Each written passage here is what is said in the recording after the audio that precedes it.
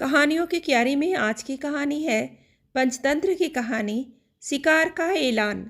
सालों पहले घने से जंगल में कुछ जानवर रहा करते थे। उनमें से एक शेर था और उसकी सेवा में हरदम लोमड़ी, भेड़िया, चीता और चील रहते थे। लोमड़ी को शेर ने अपनी सेक्रेटरी, चीता को अपना अंगरक्षक, भेड़िए को अपना गृह मंत्री बना रखा था। इसके अलावा चीता दूर दूर की सारी खबरें लाकर शेर को देता था, यानी कि वो खबरी का काम करता था। इन चारों को भले ही शेर ने अच्छे अच्छे पद दे रखे थे, लेकिन दूसरे जानवर इन्हें चापलूस मंडली कहते थे। सबको पता था कि चारों कोई काम करे ना करे, लेकिन शेर की चापलूसी बहुत अच्छे से करते हैं।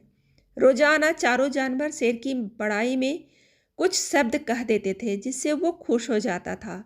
इन सब के चलते जैसे ही शेर शिकार करता था, अपना पेट भर खाने के बाद अपने चारों खास पद में बैठे जानवरों को बाकी का हिस्सा दे देता था। इस तरह लोमड़ी, भेड़िया, चीता और चील की जिंदगी बड़े ही आराम से कट रही थी। एक दिन खबरी चील ने अपने चापलूस दोस्तों को आकर बताया कि काफ़ी देर से सड़क के पास में ही एक ऊँट बैठा हुआ है। भेड़िया ने सुनते ही पूछा, क्या वो अपने काफिले वालों से बिछड़ गया है? चीते ने इस सवाल को सुनते ही कहा, चाहे जो भी हो, हम उनका शिकार करवा देते हैं शेर से। उसके बाद कई दिनों तक आराम से उसे खाएंगे। इस बात को सहमति देते हुए लोमड़ी ने कहा, ठीक है, मैं जाकर राजा से बात करती हूँ। इतना कहकर सीधे लोमड़ी शेर के पास पहुंची और बड़े ही प्यार से बोली, महाराज, हमारा दूत खबर लेकर आया है कि एक ऊँट हमारे इलाके में आकर सड़क के किनारे में बैठा हुआ है। मुझे किसी ने बताया कि मनुष्य जिन जानवरों को पालते हैं उसका स्वाद काफ़ी अच्छा होता है, एकदम राजाओं के खाने के लायक। अगर आप कहें तो मैं यह ऐलान करवा दूं कि वह ऊँट आपका शिकार है। लोमड़ी की बातों में आकर शेर ने कहा, ठीक है। इतना कहते ही वह उस जगह पर पहुंच गया जहां ऊँट बैठा हुआ था। शेर ने देखा कि वो ऊँट काफ़ी कमज़ोर है और उसकी आंखें भी काफ़ी पीली हो चुकी है। उसकी ऐसी हालत शेर से नहीं देखी गई। उसने ऊँट से पूछा कि दोस्त, तुम्हारी ऐसी हालत कैसे हो गई? कराहते हुए ऊँट ने जवाब दिया, जंगल के राजा, क्या आपको नहीं पता कि सारे इंसान कितने दयाहीन होते हैं? सारी उम्र मुझसे एक व्यापारी ने माल ढुलवाया। अब मैं बीमार हो गया तो उसने मुझे अकेले मरने के लिए छोड़ दिया।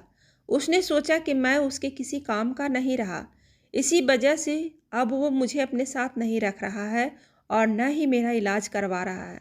अब आप ही मेरा शिकार कर दीजिए ताकि मुझे इस दर्द से मुक्ति मिल जाए। इन सब बातों को सुनकर शेर को काफ़ी दुख हुआ। उसने ऊँट से कहा कि अब तुम इसी जंगल में रहोगे हमारे साथ। यहाँ तुम्हें कोई भी नहीं मारेगा।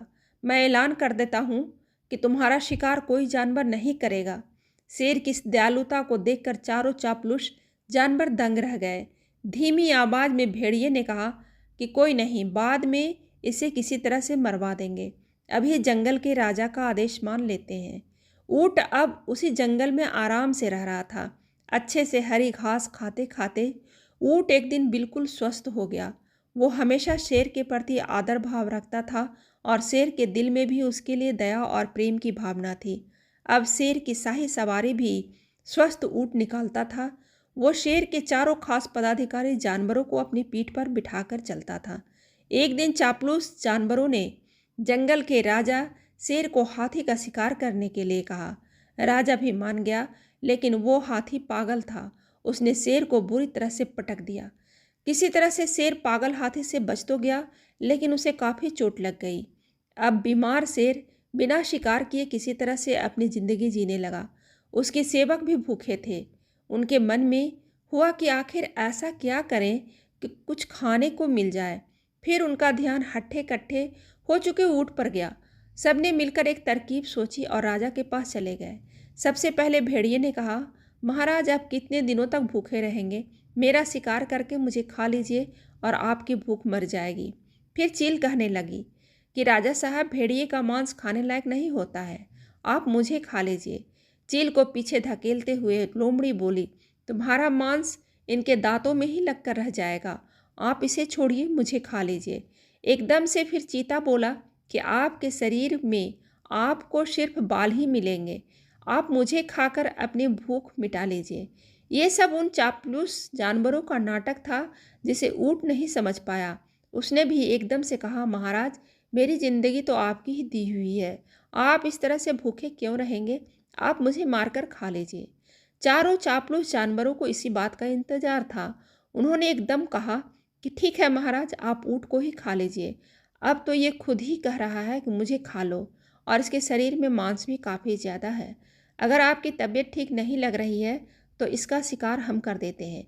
इतना कहते ही चीते भेड़िए ने मिलकर एक साथ ऊँट पर हमला कर दिया और कुछ ही देर में ऊँट की मौत हो गई।